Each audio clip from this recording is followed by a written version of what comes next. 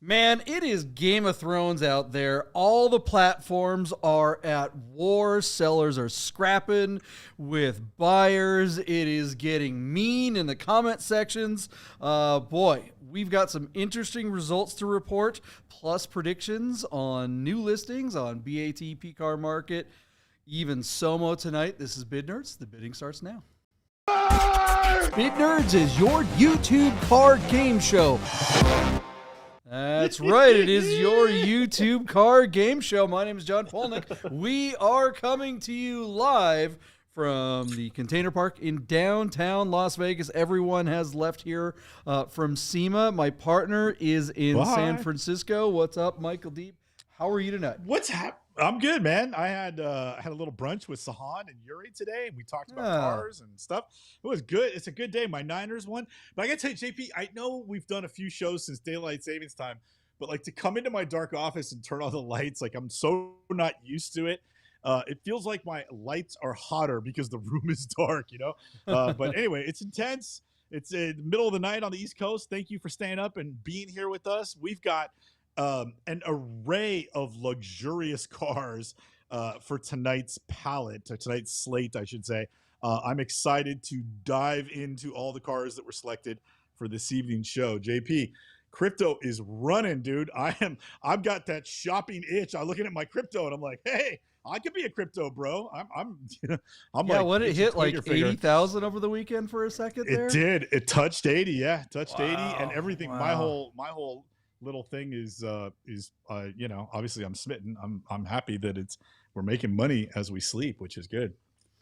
Right on. All right, welcome to the show, everybody. If you are new to the show, what we do here is we analyze listings on Bring a Trailer from the most interesting ones of the that are currently about to close, and then we make predictions on those auctions, and you can play along in the comments. It's a lot of fun. If you're watching live, that's the best way to watch this show. Get in the comment section. We call that the Nerd Herd, and that's where you are going to meet some friends. Great people hanging out in there.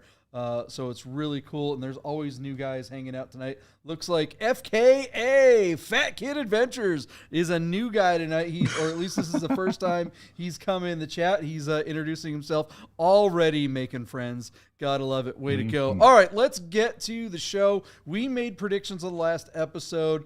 Crazy results out there. It feels like war on the auction sites, if you ask me. What was the first car on the list, Michael Deeb?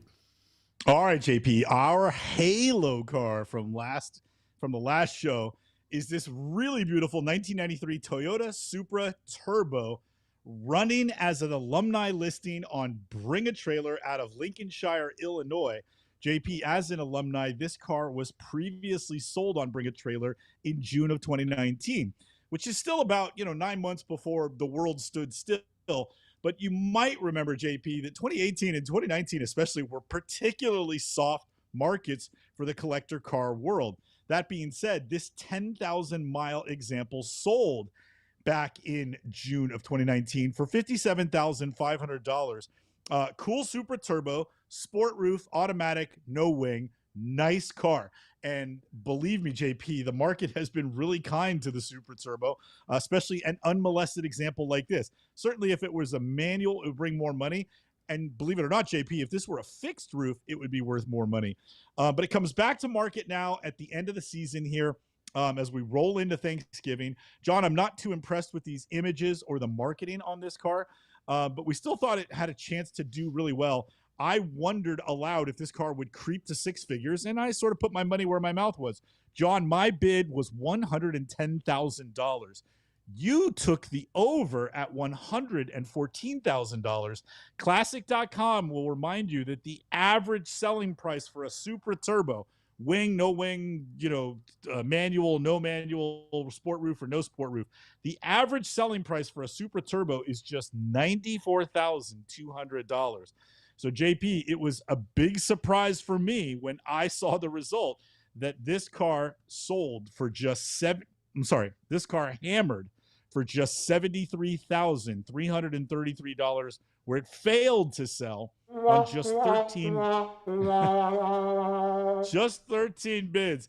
So JP, there is a lot to unpack here.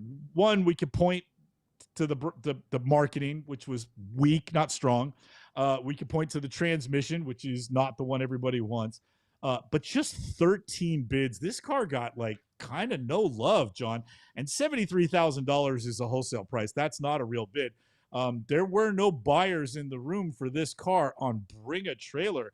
How, if you're the proposed seller or owner of this car that's trying to get off of it, how puckered is your butt right now? Like, you know what I'm saying? Like 73,000 on BAT. Where do you turn from here? I mean, I know you could take a turn on Doug DeMuro's site and maybe get off this car for a little more than that. But, listen, you and I both bet that this car would break 100 grand and it didn't. The average selling price is 94. I do think this is an above average example of the car because of the low miles and the excellent condition. But man, 73, we're not even in the right neighborhood yet. And I feel bad for this guy. What does he do now?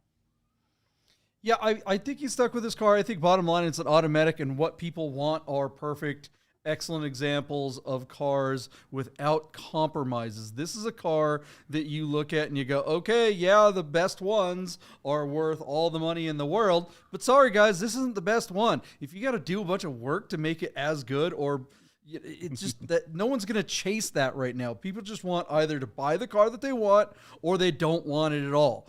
Automatic is auto tragic, and I'm afraid this guy's stuck with it. This is a new world order. I don't see this car coming back up in value anytime soon. Looking at the comments, the sellers agreed with most of the buyers and the commenters in the comment section. They were like, yeah, I wouldn't have let the car go for that price either. They just thought it was because of the election week or whatever. But I'm sorry, you can't say that this is an election week blues type of thing. It was 2 days after the election. If we were in a situation where we all kind of thought we were going to be, where we wouldn't have an answer, or everyone would be too pissed off and there'd be rioting and all that stuff, but none of that stuff happened, right? I mean, it's pretty much just business as usual with a little bit of optimism thrown in there for the economy. If this car didn't sell at $72,000, maybe if you wait a few months, it'll maybe get a couple of $1,000s more. But I think if you're trying to sell this car, he should have taken the money. That's all it's worth. It's an automatic, and that's just too dang bad. Sorry. Anything else you want to add to that before we move on, Michael Deeb? No, I just don't agree with you that it's only worth $73,000. I think this car is worth more money than that. Might not be worth 100 grand. But it should certainly be worth more than that. You know, you could always throw it in a live auction, JP, but then you run the risk of running it no reserve. So I just feel like his options are limited. I do think he needs to hang on to it until the spring if he's going to try again. And hire, for the love of God, people, hire a photographer. Get way better photos and get a real driving video. As my partner says all the time, he pounds the table for this. You have to sell the romance before you sell the nuts and bolts. And that was not done here. That result speaks to that concept. So thank you, JP. There we go. All right, moving on. Let us know what you guys think of the results of this really nice 993 Supra Turbo with an 993. I'm sorry. It was a 1993 Supra Turbo. I don't know. Did I say 993? I thought I said 1993. You said 993. That was hilarious. Boy, that was a Freudian slip. He's having some fun with that one. Yeah.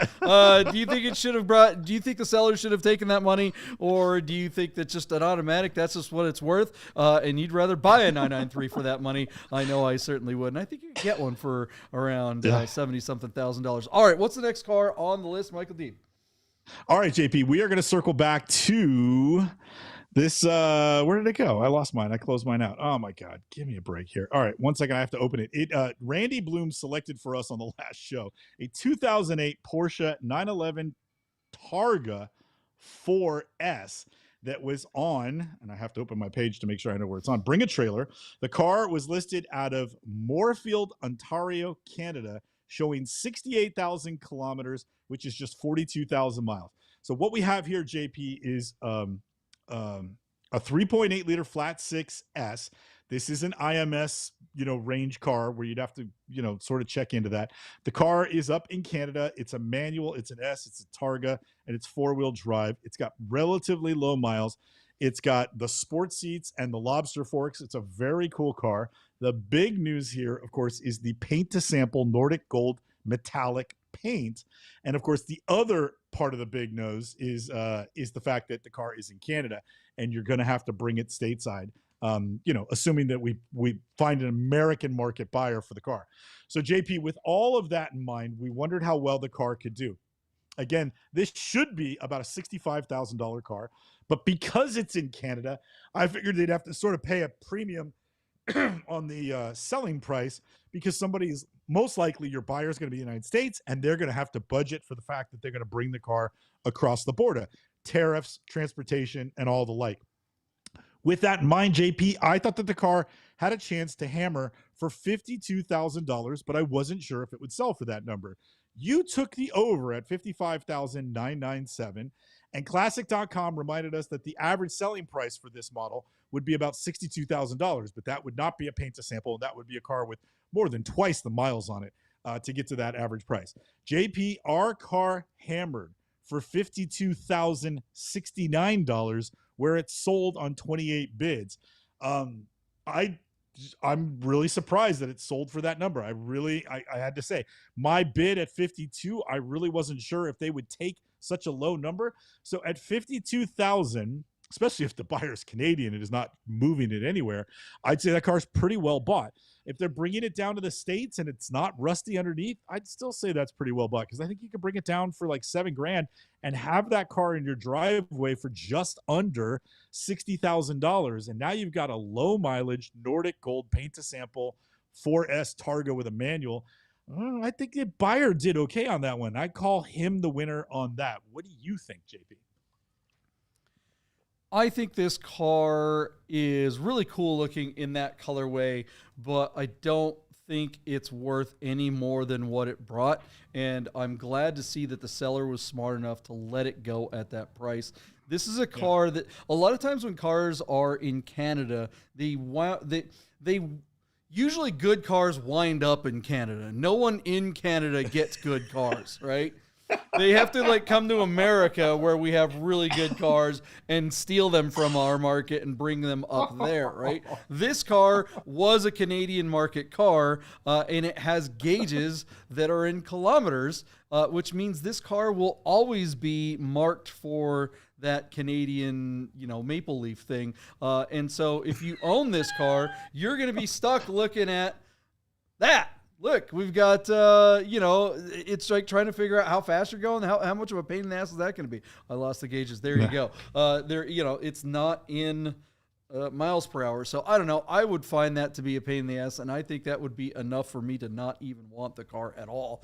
But hey, looks like somebody got a nice car, and it is a very nice car. But I think that price is spot on. I think that's right where it needs to be, especially if it costs as much as you seem to think it would cost to get across the border. You think it's about $6,000 or $7,000 to get it over here? It could be that. It could be as low as that. I don't know. Prices have changed from the last time I tried to look into that. It's a totally different world. So my numbers are dated. It could be more. I doubt it's less. More. You think it's more? Yeah. I mean, geez, it's either 7 or more. Yeah. Plus the buyer's fee. It starts to stack it. It's like, why bother going through the trouble? Hopefully this car wound up staying up there. It's interesting because, where I'm from up there in the Northwest, there are dealers on the border. There was one up in Bellingham that's been a Porsche dealership that's been there for decades. Roger Jobs up there. Shout out to our friends up there. And their sales fluctuate drastically based on what the Canadian dollar is doing. When the Canadian dollar is strong, the Canadians cross the border and they gobble up all their cars. When it's not, their sales aren't so great because Bellingham isn't such a great place. But it is kind of like it's almost, even though it's a good hour from Vancouver, BC, or more, it may as well be a suburb and people come over and take advantage of that. But anyways, what do you guys think of the results of this burnt orange or Nordic orange or 350Z copper orange, as some people were saying in the comments? Remember, what was that one? We covered that Viper that was on Haggerty and it was like end of the world orange. Remember that? What was it? It was, do you remember that car? That's cool though. I like an end of the world orange. What was it called?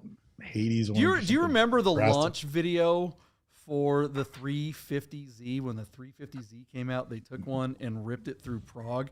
They like shut down half of Prague. Yeah. And they took a 350Z and just mobbed down all the streets. It was super awesome. I do remember that. Look The moment you said that, they thread the needle between like the trains going by and all that stuff. And that was before GoPros were really prominent in small cameras. So I remember being really interested in that because we were making car DVDs back then and stunt DVDs and guys doing crazy shish in cars. So I was like, I watched all the behind the scenes stuff going, how the hell they mount that big camera on that little car and be able and it to wasn't a big fast. Camera.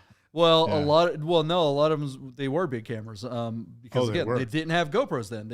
Everything was 3, 4, 10 times as big as they are now. But a lot of the POV stuff where you couldn't see the hood was actually a different car. And do we know what kind of car it was? I don't recall. I think it was God, it may have been a truck or something like that because it was the way they could get the camera on there. But I'll have to dig that up maybe for another time. All right, moving on. We made predictions on another car in the last episode. What was that, Michael Deeb? Here we go, JP. Another surprise. Let's circle back to the 2017 BMW i8 Coupe that was on Cars and Bids, showing 82,900 miles from new, offered on a clean Connecticut title out of West Babylon, New York. Very interesting car, JP. The BMW i8 has had a very hot and cold relationship with its BMW clientele and its position in sort of automotive history. As you had rightfully chimed in, this car was often mistaken for being an alternate to some of the supercars that were offered back in the day. But as it turns out, that was never really BMW's intention. This was meant to just be a very eye-catching and talking point for this switch to hybrid. Because this car, JB, has just a little tiny 1.5 liter inline 3 with a turbocharged and a hybrid motor. Just 350 horsepower. These cars were 150 to 200 grand when they were new. This one has some miles on it. It's on Doug DeMuro's site. And we wondered out loud, JP, what this car would actually hammer for. My bid, John, was just $28,000. You took an outstanding over and went all the way up to $35,008. Classic.com says that the average selling price for one of these is $67,800, but this car has way more miles than the average one. So we knew it wasn't going to come anywhere near there. JP, you were just about right on the money. Our car hammered for $37,726 where it's sold on 49 bids. 49 bids, JP, means there were people in the room that were not going to rest until they saw this thing through. I think that number is a reflection of all the money for this car. I'm impressed that it brought that much and that the average selling price is still close to $70,000. I couldn't imagine shelling out something that could be perilously close to 100 grand for a really nice one of these. I still think that the technology and the fact that it wasn't a commercial success would scare me from before I would invest any money in one. This makes an interesting turn car because of the miles. JP, I just my own bias forces me to say I think it was really well sold. I still don't believe in this as someplace to park your bucks. You talked about, hey, you wouldn't mind driving this car for a while and putting your money in it, especially if you could turn around and flip out of it. But at $37,700, I don't think there's any meat left on the bone. I don't imagine the next guy who puts 10 or 15 or 20,000 miles on this is going to get anywhere near that number. So I say well sold. Would you argue that? Yeah, I think this car is going to be worth somewhere in that neighborhood for a while. It is a lot of eyeball for not a lot of money. When I was, I'm pretty old, right? I remember being a busboy at a restaurant, and I had a Porsche 944. And I was maybe I was like 22 or 23 or something like that. And I remember pulling up and everyone just looking at me like, what the hell's the busboy doing in a Porsche? The busboy could have what looks like an exotic car. I mean, you know, you could go to the valet down here in Vegas and the busboy or not the busboy, but the valet shows up and you think he's dropping off some baller's car, and it turns out it's his car. He's just there to pick up his new uniform and, you know, go flex in his i8. This is a pretty damned exotic looking car.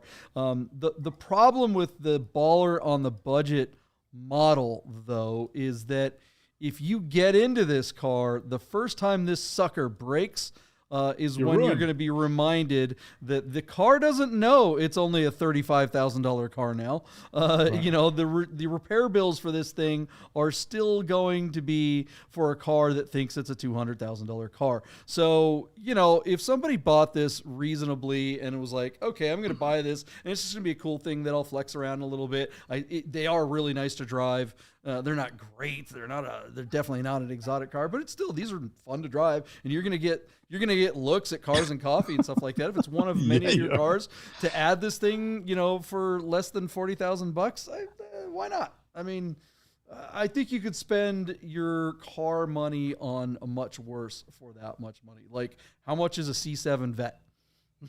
Yeah. I mean, it's Yeah. about the same price as one of these. I think I'd rather have this high mileage BMW than I would a lot of really boring or uninteresting cars. Or like you said, even a brand new Honda, or forget a Honda, because I see the value in spending $50,000 or $60,000 on a new Honda, because that's a car that will last forever. But go out and buy a Telluride for twice as much money, you know, or anything that Hyundai makes, or Nissan, you know, one of their high, or a anything Chrysler makes. So those are all cars that are $50,000, $60,000, $70,000, twice as much as this, that may not last as long. Even though this is an old BMW that could have a lot of expensive repairs, you're probably still better off owning this than you are a brand new Grand Cherokee from Stellantis or Jeep. You know, anyways, that's what I got to say. What do you guys think? Was this i8 the baller on a budget buy of the week? I gotta love it that it looked like war, though. There were people bidding like on this thing. People wanted this car, and I think the best thing is that the seller was wise enough to let it go that cheap. That's the real. That's the surprise to me. Is that he got they all the money. realized That was a surprise. Well, no, I mean, you keep saying that, Deep, but it's like, no, it's not all the money. You look at this car, it looks like $100,000 car, right? Mm-hmm. Maybe it is all the money. I'm sorry, but for the person that owns this, do you think they have a $35,000? Do you think someone that owns a car like this is driving around going, yeah, this is only a $35,000? This, if any car we've ever covered ever would be owned by someone that doesn't know what the hell they're talking about when it comes to values of the car, it's this car, right? That's why I'm so surprised they realized that, I better take that 37 grand, because I'm never going to see that again, because the guy that's driving this car is driving it because everybody thinks it's a $100,000 car. That's why they own this car now, even though we, those of us in the business know it's not. Anyways, all right, I'm going on too long about this stupid i8. What do you guys think of the result? Let us know in the comments below. Did we make another prediction in the last episode? We did. Half a prediction, JP. PCAR Market brought 4 cars to market that had been in a barn fire that were Porsches. And there may be more of these cars coming down the road. But running no reserve was this 1974 Porsche 911 Targa from PCAR Market's branded burnt collection. And I say branded, knowing that there's almost an innuendo in there. They're listing this, JP, as a project car. And I'm telling you, none of that car has integrity, just like the auction platform it's running on. I feel like I'm on SNL right now. JP, this is almost deplorable to me. Again, if they were selling this as an art installation, I would find it way more credible than listing it as a project car, because there's nothing more here than a VIN number. And a base 1974 Targa isn't worth more money. JP, you also pointed out when we covered this car on the last show that the first 2 or 3 pictures are of one of the other burnt collection cars, a 964, that was running at $10,000 when we looked at it. Anyway, this car had like 1 bid on it at the time, JP. So I put my bid up to $911. You took the over at $1,074. JP, much to my surprise, this car sold for $1,100 on 3 bids. I promise you it will cost twice as much to pick it up and take it wherever you think it's going to go. I don't understand what's going on here. What in the world was PCAR Market thinking when they did this? I mean, what's their take on $1,100? Why effing bother? How desperate are you, JP, to run that tragedy right there? Speak to me. Well, but they didn't take just one car. If it was just this car by itself, I'm with you. But in PCAR's defense, which is, somebody stop the presses. JP's defending PCAR Market. There were four of these, right? There were like three or four.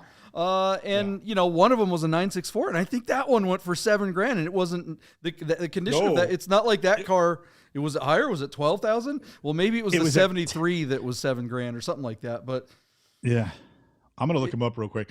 But it was at 10 when we covered it, and I didn't look at the results. So either way, you proved my point. Is that okay? So maybe the 964 went for 15, and the 73.5 went for 7 or 8, and this one went for 1,000 or whatever. Okay, so they've got a total between all 4 or 5 cars, they were able to net $20,000 or something like that. All right, I mean, that's almost as good as that BMW i8. The big question is, like everyone's asking, is like, what do you do with these cars? This one doesn't surprise me. $1,000. Okay, you know what? If I had a bar that I was building or whatever, how cool it would be to get this car and put it up, like hang it from the ceiling upside down or something like that, as some kind of display, or like everyone's saying, lawn art or a planter or something like that. That makes sense. But buying a 964 for $10,000-$15,000. How much was it? $14,000. I mean, what do you do with that car? Is it just the VIN number? The 964 went for $17,350. The 1970 911E went for $5,000, and the 73.5 T Coupe went for $12,500. So they netted $36,000 for the 4 cars. And that to me is stunning. So yeah, I guess which would you rather have? As a Delta, 5 burnt down Porsches that can't be used for anything, or a high mileage BMW i8? Yeah, that's a tough one. It really is. I mean, it's like, I don't know. I don't think, like, that's what everyone's thinking. It's like, could you make a race car out of it, or metallurgy is a thing, right? I mean, yes. you heat up steel like that. I mean, you could see in some of the pictures, the Fuchs melted, the bulbs melted, like everything. Like, dude, you cannot. There's no structural integrity left in any part on this car, so it's just has to be for display. So it's not like a sword or something like that you could refire. Even that doesn't. So I'd sure love to know what you guys think someone would actually do with any of these. The only thing I think that makes any sense is having a VIN number. Can you buy a chassis and just stamp that VIN number onto some? Wouldn't the VIN plates just have melted? Those are just made of aluminum, right? Yeah, as an installation, JP, my mind is running here. Imagine the burnt 964 coupe, and you put the taillights and the lenses and the headlights and tires and leather seats and maybe a steering wheel in it, and everything else remains burnt, but like perfect glass. Sure. And you kind of like say, that'd be really cool. And then park it in the lobby of your whatever, Yeah, like I said, if you had a bar or a nightclub or something like that, or if you had the Superman cave or something like that, or even in here, I'd love, chop it in half and put one on our wall or something. I don't know, but yeah, let us know what you guys would do with a burnt old Porsche, and somebody give us an idea of what the hell to do with it. Let us know what you guys think. LS. You could do LS swap the world. That's what Sahan would say. All right. Well, we opened up the show. It looks like war on all the auction sites, and looking at that listing, it looks like those cars went through a war.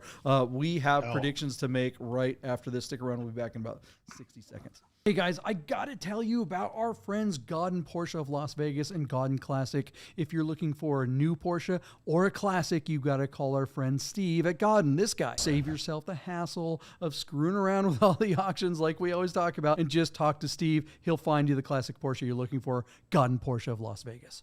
Hey guys, you're probably looking at your watch and wondering if Bid Nerds will ever end. So you better talk to our friends at Our Smiths to make sure your Rolex, Tag Heuer, AP, or any fine timepiece is in tip-top shape. Our Smiths, fine Swiss repair.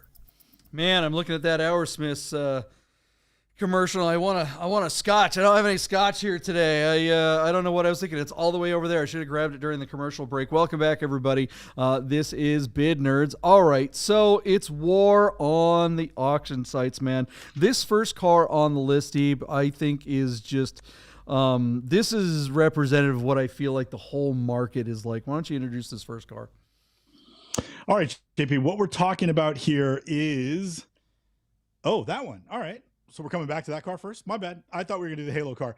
JP, we covered this car just a couple of weeks ago on Bring a Trailer. It is the 1998 Porsche 993 Carrera S Coupe with just 3,600 miles on it from new. Very interesting car, JP. When this car ran previously on Bring a Trailer, it failed to sell. Hence the reason why it is now on PCAR Market. We thought that this car, at least I thought this car had a chance to go to $300,000. Your bid was certainly under that at $270,000. The car was bid to $227,000. And what I thought was sort of interesting was in the comments, a lot of people commented that they thought that at 225, 227 number was all the money. And they all wondered aloud in the comments post-hammer why the car didn't sell. Like, you kidding me? No sale? Like, hey, that's a fair deal. Why didn't you take it? If you go to Haggerty's price guide, they say a Concours condition C2S Coupe manual is a $295,000 car. And so I really thought that this car would represent the top of the market. And while maybe it wouldn't necessarily reach $300,000, I thought it would be on the far side of $250,000. This car failed to reach $230,000. And so the guy didn't let it go. A couple weeks later now, the car pops up on PCAR Market. I want to say it was in our crosshairs, but Chris Carbine sent it to me this weekend. Chris, thank you for sending us the car. We already have eyes on it because this is interesting to see this particular car being so extremely collectible with this low odometer of just 3,600 miles. It's a C2S. It's got the limited slip and the automatic brake differential. It's got the beautiful hardback sports seats, and it's in Guards red. It's an eye-catching, iconic color for Porsche from the era. The big question here, JP, is will this car do better second time around on PCAR Market? And that's sometimes that's a fool's errand to bring your car there, but every once in a while, PCAR Market does better the second time around than the car had previously run on Bring a Trailer or Cars and Bids or fill in the blank of your favorite auction site. PCAR Market seems to be everybody's sloppy seconds, but every once in a while they hit a home run. So JP, what do you think is going to happen second blush on PCAR with this fine automobile? Right. I mean, it is a fine automobile. It's funny that this one popped back up on our list. We were all struggling with the results on the last one, right? And so I wanted to dig into this, and I went back and looked at the comments and didn't realize how deep the comments went. Aside from just the comment of somebody saying, hey, those Bid Nerd guys are painful to listen to. By the way, guys, go on to all the listings and tell people that you saw that car on Bid Nerds right now. Like, while you're hanging out watching the show, you got your computer up, you got your phone up. Every car that we've talked about tonight, go on the listing and type in there, hey, they covered this car on Bid Nerds. Let's annoy some people. But really, this car was doomed from the start when this car hit listing. It took the seller a long time to respond to a lot of questions. And when he finally did, there were a lot of weird questions. His first post was like, oh, I didn't even know BAT listed this thing yet, which sounds like a PCAR Market thing, actually. Wow. Right. But so there was someone who had tried to buy this car from the previous dealer, and there was some kind of shenanigans there. This particular dealership that owns it now, the seller... Well, I'm going to just read one of his posts. This isn't there, and there were a lot. There were well over 100 posts, and a lot of stuff flagged, a lot of stuff taken down. So it looks like it got heated. But one of the things that he said, I wanted to also say the car is as you see in the photos. In showroom condition. I'm sorry, let me repeat that. In showroom new condition. Not only the cosmetics, but also the mechanicals. The car drives like a brand new 993. It needs nothing. It's on the original tires and could probably use a brake flush for safety. That's not nothing. Right? You can't say it needs nothing, period, and then immediately follow with something that it needs, right? That just flags go up, right? Everybody's going, wait, what did you just say? Or follow with something that implies that it might not stop at the first stop sign you encounter. Right. Okay. Look, it's and you also see the seller says things like, I didn't replace the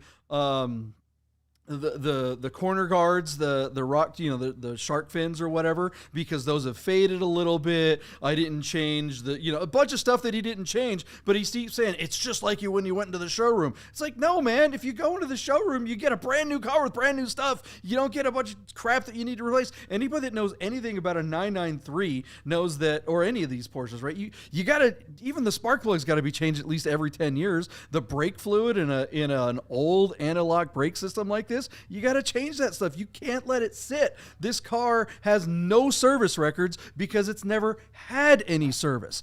And people just blew this guy up. And it was, again, unfortunately, I didn't get to see all of the drama, but it sounds like it broke down like a telenovela. One of the things also the dealer said is that they didn't want to change anything, right? Because they wanted to make sure it was as original as possible. Take a look at this picture right here. This one really cheeses me. Look at that Carrera S. All right, this is for the super nerds here. This is really when we get Porsche nitty gritty, right? Okay, this is a 993 Carrera badge with an S. This is an S car. But if you know these cars, you know that that's what a Carrera S badge is supposed to look like. Note the S and the separation from the A. Go back to this one, and the S has this notch up there on the top of the A, like it's notched out to fit over the A. You want to know do you know why it's like that, Deeb? I was going to say it probably came off a 4S. Very good. Michael Deeb. Michael Deeb is indeed a nerd. Here's a 4S. You can see how the S has the notch for the number 4, right? So that means that the dealer that is currently selling the car did mess with the car. That was the thing they decided to change, was to put the wrong S badge on it.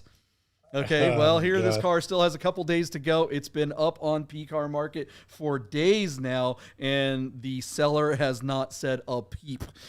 It's like, my God. I think they, So it's like this. I think this car is DOA. I think if this car should be a great car. This car should do really well, like you said. But I think if anybody spends even 2 seconds looking at the old listing, and if you're going to spend $250,000 on a car, you're reading every goddamn thing you could possibly find. Wouldn't you, Deeb? Yeah. Oh, absolutely. JP, just based on, what you're saying, that this car has really just been sitting as a static museum piece and has not been major serviced back to, roadworthy standards. You could be in for, John, $25,000 in servicing Easy. and refreshing all these rubber parts that haven't heated up and been used. They suffer from atrophy, and if it's been in a dry climate, those pieces could dry out and become brittle. Age could make them brittle. This car, you can't drive it home, and you can't say it needs nothing. It sounds like a perfect PCAR Market car by that rationale. So yeah, interesting stuff. You couldn't be more right about that as far as the expenses. This car needs or will need, I guarantee you, whoever, if somebody buys this car and drives it at all, it's going to need a secondary air intake too. That, this is a 98. This is the last year of these things. They did not fix that. That is a major pain in the ass. That is that is a minimum $10,000 job. And if you're going to take the engine out of this particular car, you may as well go all the way. You're looking at a $35,000 bill at least. For a reseal and SAI upgrade. What's this car going to get to on PCAR Market the second time around? Is it going to bring more or less? What do you think? Our friends at Godden Classic could do all that for you. So make sure when you call them to bring in your new C2S, tell them the Bid Nerd sent you. JP, call Paul and tell him, make sure we get a point on that. Hey, by the way, Brian says it will end up in the burnt collection. This car is destined to be burnt. Right. Yeah. Where's it gonna? It's gonna wind up in the chum bucket. But what's it gonna get bid to before it gets there? What do you think? All right, JP. Last time around, the car was bid to $227,000. By the way, that closing date, JP, was just October 28th, just a few weeks ago. 38 bids. There was a lot of action on it, and everybody seemed to think that that was all the money. When you consider the amount of service that would have to go into making that roadworthy, that number starts to make a lot more sense. JP, our car is currently sitting at $175,000 on 8 bids, and it has 3 days to go until it closes. John, this car will close on Wednesday, just before we go live to do our next show. So, JP, I had originally thought that this car might creep up to $225,000. I'd like to lower that number substantially, but then I would be betting against the dumbness of the PCAR Market crowd, and that could be a tragedy in its own right. So, JP, from 225, I'm going to go down to, I'm going to say $205,993. 205,993. You know, like a Supra, and then we'll go from there. So, JP, what is your bid on the C2S this time around? You think it breaks 200? I don't think it's gonna break 200. I'm gonna go 193,300 and say it winds up in the chum bucket for 275. Yeah, as little as I think of the PCAR Market scene, I do think most people will look. Throughout the comments, everyone's that other listing. So there's all these comments about how this car was listed previously somewhere else. Yeah. So people are gonna look. I think it winds up. Yeah, I think it winds up in the chum bucket for 255. So we got 20 grand between us in the chum bucket. So let's see what happens. It'll be interesting to see what the second run on this car yields. Yeah, it looks like pretty much everyone is kind of in that neighborhood with us, on up to Scott's all the way up there. Oh wait, who's our high bidder tonight? Looks like Ann's at 224. Anybody higher than that? Chris is at 225. Chris Carbine's at 225. Yeah. Yeah, and then a few people a little less than me, 195. But everybody pretty much thinks it's FTS, unless the seller, found Jesus and is like, all right, well, I'll put it up again. If I get the same number, I'm just going to take it. That would be the smart thing to do at this point. Gerd's at 215. Damn it, I bid against Gerd. I'm screwed. All right, guys, let us know what you think, and let's make another prediction. I think that last auction for this car definitely represents war, and that's what we're kind of talking about here. The platforms are at war. This car failed to sell at BAT. The seller had unreasonable expectations. The commenters were just spicy in there, and now it's on PCAR Market. These two platforms are going at it. What's the next car on the list, and is it going to be the same kind of battle over there, Deeb? JP, I don't remember if we've covered one of these. I mean, I'm sure we have, but I don't remember us covering one. I found this 2000 Ferrari 456M GTA on Cars and Bids. Doug DeMuro's got this car. John, our car has 25,000 miles from new. It's on a Texas title, and it's located in Dallas, Texas. Super nice car, and this era of cars, JP, really represents in my opinion, a little golden era for Ferrari. This was at the height of sort of the reign of Luca de Montezemolo, who sort of grew up with the Ferrari family, was a big player in their Formula One program in the 70s and 80s when Enzo was still alive. And when Enzo passed away, Luca de Montezemolo rose to power in the late 80s and early 90s, and really took Ferrari's production of automobiles into the next age. Ferrari had to follow McLaren into the space age with carbon fiber technology and wind tunnel testing for aerodynamics in order to compete in Formula One. Luca then took sort of that scientific, renaissance or revolution and applied it to the production, and the tolerances on Ferraris went through the roof. No longer would you open up the door card on your mid-engine V8 car and find bottle caps and Sharpie graffiti in Italian by the guys who were drinking after work at the factory. And suddenly now you had panel gaps and reliability and cars that didn't leak or smoke, and the performance rose to meet the challenge of Japan and of other cars in Europe. So this car represents that era. Now, this particular car is an automatic. And when I see an automatic in a car like that, I certainly think that this is a reflection of what the Italians think of us Americans on these shores, which is ultimately the largest market for Ferrari automobiles, this car would certainly be more entertaining with a gated 6-speed manual, and it would certainly be worth more money. But this car is reliable, and it's got a front engine V12 and it's rear wheel drive. It makes about 450 horsepower, a little less than that, but close to that. And the car handles well and it's comfortable. I mean, for if you compare it to say like an old M3 or a Mustang GT or something like that, then this car starts to make a little bit of sense. Again, if it was manual, it'd be much closer to $100,000. But as it's an automatic, I think this car winds up being something you could shop against a high mileage i8, for instance. And I'd much rather have this than that. So JP, I just thought this was interesting because the low price is going to attack a lot of buyers. Very similar to what you were saying about the i8. It might think you were smart for getting in for a low fee, but when you find out your insurance is through the roof and you go to your Ferrari authorized mechanic and find out what shop rates and parts cost, the very first big service bill could force this guy to sell. And that could definitely happen. So anyway, interesting car, JP. I think these are really good cars.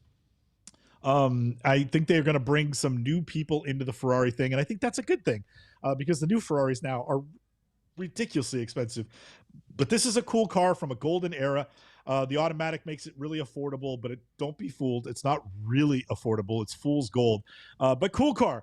I don't know that the 456 was ever really loved in this country, but I kind of dig it. I think if you just look at it on its own and don't try to compare it to a 550 Maranello, you wind up seeing what is a very interesting, very neat, probably pretty fun to drive car. Imagine this thing on the Overton Run, or if you had to drive this car to LA for your next whatever, this would be a great car to eat up some miles, have a lot of fun, put some headers on it. I mean, oh my God, this would just sound like an F1 car. So what do you think, JP? Any love for an automatic front engine V12 Ferrari that you could afford? Yeah, there's no such thing as an affordable Ferrari. It's buy now. it's pay now or pay later. This is not a car that you are going to get away. Nobody, look, it's death and taxes, man. You can't get away from it. If you own this car, if you had someone that was going to buy it from you tomorrow, that's about the only way you might be able to make it out unscathed if that were set up ahead of time. But even then, you're running the risk. Just every time you hit the ignition on this thing, I think you run the risk of a 5-figure or greater repair. The electronics on these are atrocious. And if it were just, and that's the other thing too, is that, Deeb, is this an engine out service? I know it's a 2000, so the Modnas by then, you could service them while the engine was still in, but I don't know about this car. And it does need a belt because the last belt went in May of 2020. So this car needs a belt before you go out and enjoy it. And yeah, if it's not an engine out, it's probably still $3,000 to $7,000, and if it is an engine out, it's probably $10,000 to $15,000. So yeah, this car might go for cheap, but you could start with a major service, and that could be a lot of money.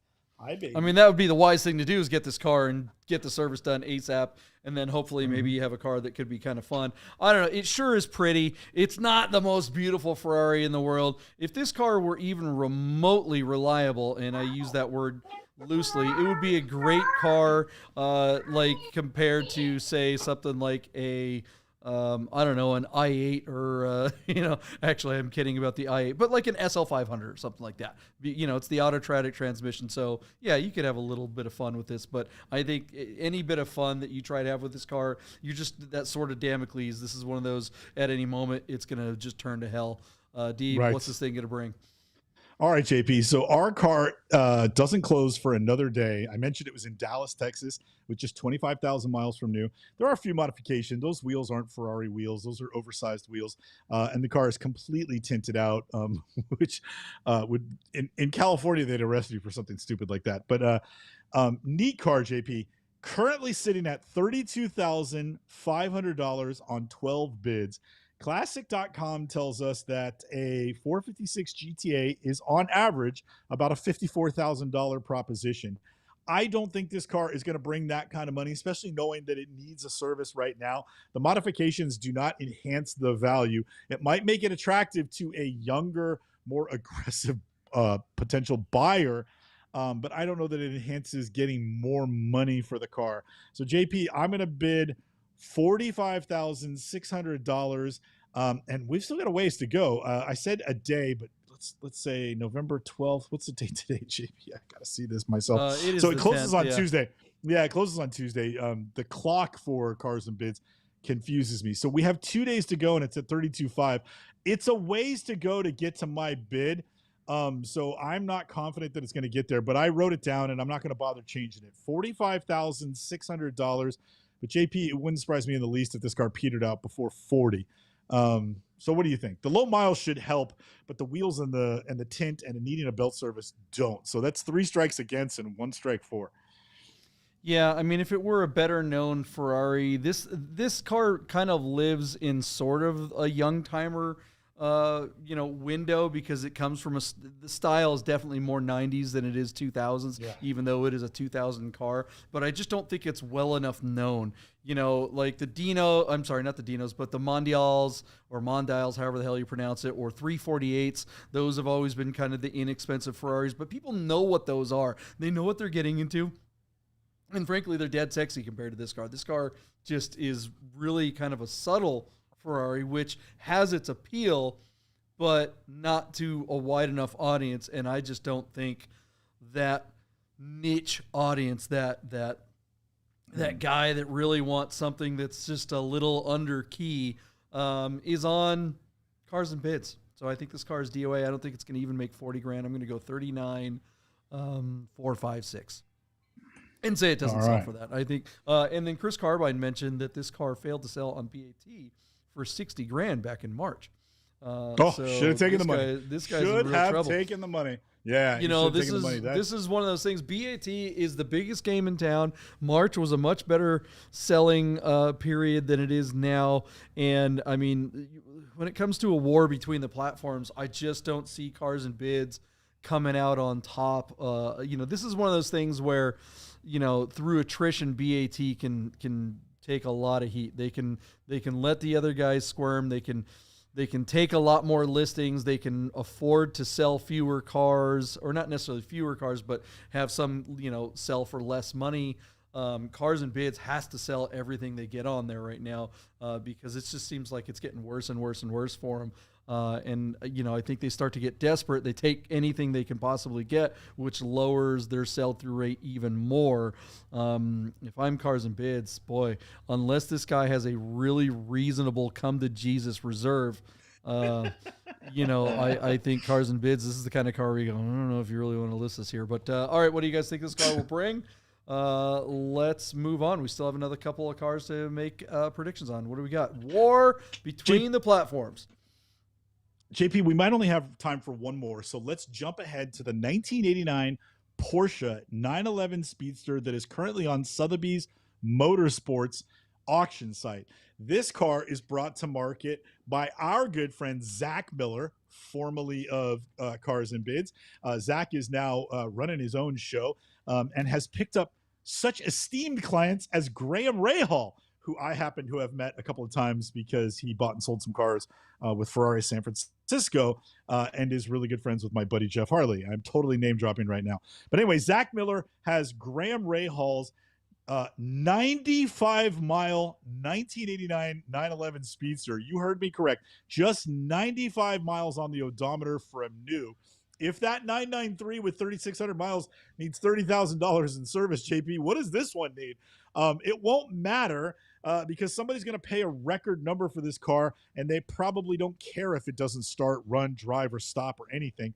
This is a static display collector car that will ever only be trucked and transported to events for display purposes only. JP, I predict that this car could go another 10 years and not run 5 more miles because nobody wants that odometer to hit 3 digits. You know what I'm saying? I think this car brings crazy value because it's just essentially never been used. This car ultimately is like a showroom new car in that everything on it is as it was probably from stock. But it's a bummer that it's probably not in running or driving condition and will never be used. I am, sort of closetedly a huge fan of this generation of Speedster. When I was at God and John, we had two, three, four, five of them when I was there and sold the cars. And I got to drive these cars around the block. And let me tell you, folks, if you've never driven a Speedster, they absolutely drive differently than any air-cooled G-body Carrera. The light weight of these cars is felt immediately. It makes it feel as if the motor has 25% more power, and they are wonderful to drive. Sport seats and a G50, and then the steering is just electric and light, and the car just accelerates like it's got more power. And of course, the braking is enhanced because there's less mass to slow down. They really are incredible performance cars. They're not the safest cars, but that's not what we're talking about. So my partner loves this car. If I win the lottery, I am buying him a black on black on black one, and I will be his best friend from life after that moment. But here is arguably, JP, since my time at Godin, we're going back 7 years, this is the lowest mile 89 Speedster I've seen come for sale anywhere internationally.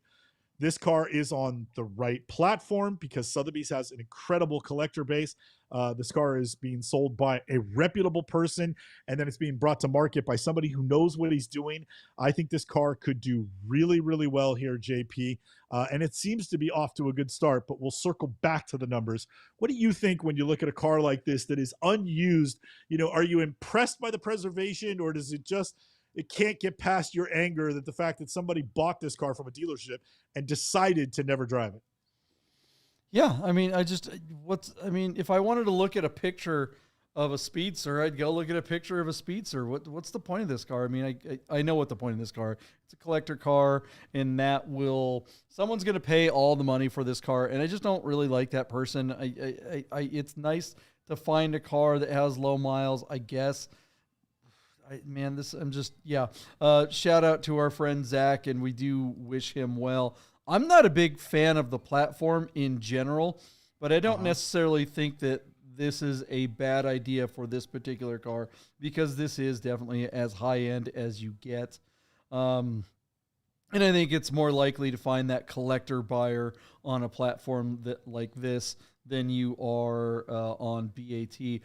Zach, since I know you're watching out there, at least you commented in the comments here just a little bit ago, why not wait till Amelia Island or something live, early in the next year? What's the rush? And do you think that I just wonder if this car, even though it's as great as it is, wouldn't it be better to just wait a couple of months and sell it at a live auction? Deeb, what do you think? Well, I mean, I would agree with that sentiment, but Jack has a handful when he's dealing with Graham Rahal. Graham's a race car driver, and he waits for nobody. So if he's got the car and it's ready to go and he's ready to bring it to market, and Zach has an opportunity to represent it, sometimes it's better to just take what you can get for it now, rather than trying to convince somebody who maybe can't be compromised to wait for a few dollars more. I don't think Graham cares one way or another, and he sells cars like this backwards and forwards all day long. Graham trades in LFAs and Carrera GTs and sub 100-mile Speedsters. This winds up being, slim pickings compared to his array of very special cars. I think Zach is just probably, in my opinion, thrilled that he has this guy as a client and gets to represent cars like this. And if this car does well, more are sure to come. So I also think, JP, I agree that I think that your best bet for retailing the car is in a live auction, but the car is also so special and so unique in the collector market that the collector's antenna are up. And the fact that this car is going to bow in it's going to close in a couple days from now, and we have this wonderful glow of the post-election strength of the market, both in every sense of the word. This car could do really well just here, and might not have to wait till Arizona or Amelia Island in Florida. So JP, right, let's get to the numbers real quick because we're almost done. All right, JP. Our car is currently sitting at $213,000 on 22 bids. Good action to open and 3 days till close. According to Classic.com, $213,000 is the average selling price for a Speedster. I think this car has a ways to go. And if you listen to Haggerty says that number one concourse condition is $325,000. I don't think that's going to happen here today, but I do think that this car will hammer and sell for $305,000 JP, what's your bid? You think he gets to 300 or no? Oh boy, I would bet normally that it wouldn't break 300 because it's that time of year, but I'll just park it at 300,911 and say good luck to our friend Zach and hope he gets there. I hope he does well with this auction and gets more listings. But that's it for the show, guys. Thanks so much for hanging out. Let us know what you think this Speedster will bring, and will the war between the platforms continue? Who's going to win? Let's talk again Wednesday night. We'll see you then. We'll take you out with Godden. Thanks. Hey guys, I gotta tell you about our friends Godden Porsche of Las Vegas and Godden Classic. If you're looking for a new Porsche or a classic, you gotta call our friend Steve at Godden. This guy. Save yourself the hassle of screwing around with all the auctions like we always talk about and just talk to Steve. He'll find you the classic Porsche you're looking for. Godden.